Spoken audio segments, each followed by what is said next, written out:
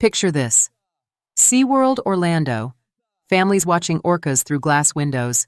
Everything perfect, until it becomes a nightmare that destroys SeaWorld forever.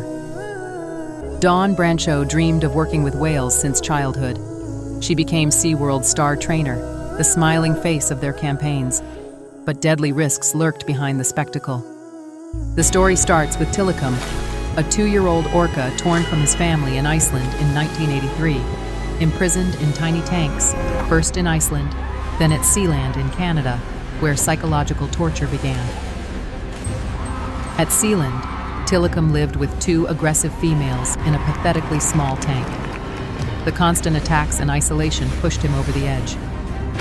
On February 20th, 1991, 20-year-old Kelty Burns was working her part-time job when she accidentally slipped into the orca pool. What happened next was pure horror. The 3 orcas surrounded Kelty, preventing every desperate attempt to escape. She fought for her life as rescuers threw ropes and life rings. It's gone wild!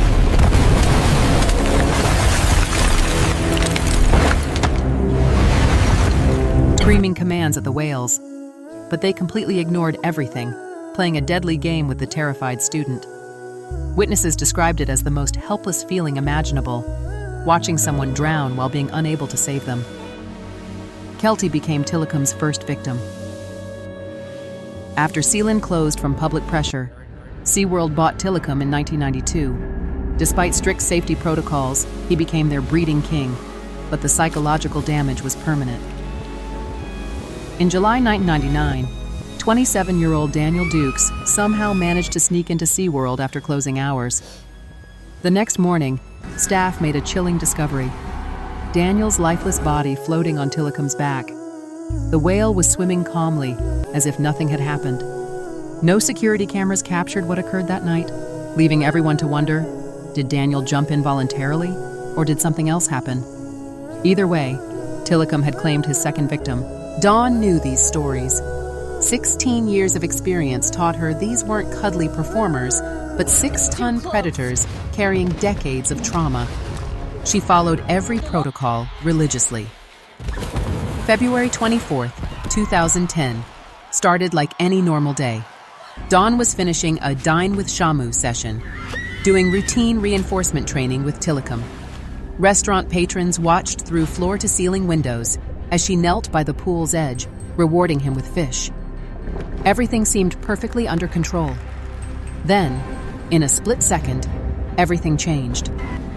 Tillicum suddenly grabbed Dawn, some say by her ponytail, others by her arm, and yanked her into the water with terrifying force.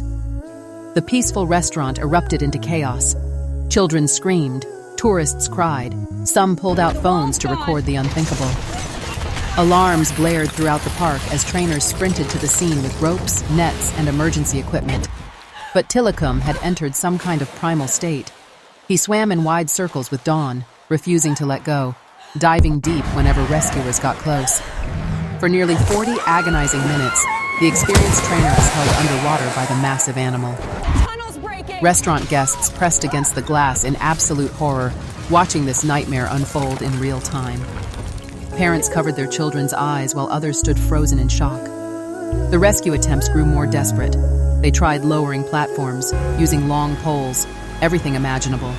Nothing worked. When they finally managed to separate Tillicum and retrieve Dawn, it was far too late. The 40-year-old mother and wife, who had dedicated her entire adult life to these animals, became victim number 3. OSHA launched a major investigation, fining SeaWorld and banning all water contact during shows.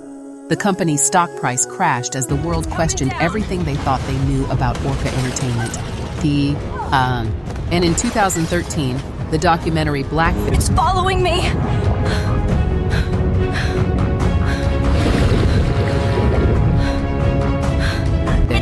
exposed SeaWorld's darkest secrets to millions.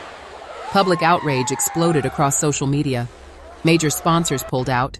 Celebrity endorsements ended. Attendance plummeted by 60%. The hashtag Empty the Tanks movement gained massive momentum. By 2016, SeaWorld was forced to announce the end of their orca breeding program, essentially admitting that everything critics had said was true. Tillicum died in January 2017 at just 35 years old, roughly half his natural lifespan. 3 human deaths, decades of psychological torture, and ultimately, the complete transformation of how society views marine entertainment.